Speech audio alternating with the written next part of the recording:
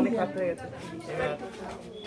আমি যে কোনো কাজ করতে গেলে জেনুইন কাজ জানি, কিন্তু সেই কাজটা বাধা খেয়ে যাচ্ছে। কি মা বলেছে? হ্যাঁ, মা বলেছে? না না, আমার সময়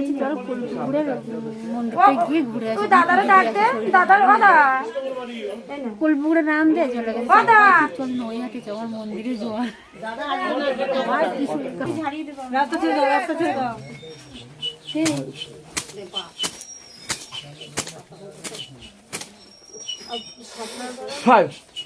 কথা বলো না, তখন ঝাড়ায় কথা বলতে নেই।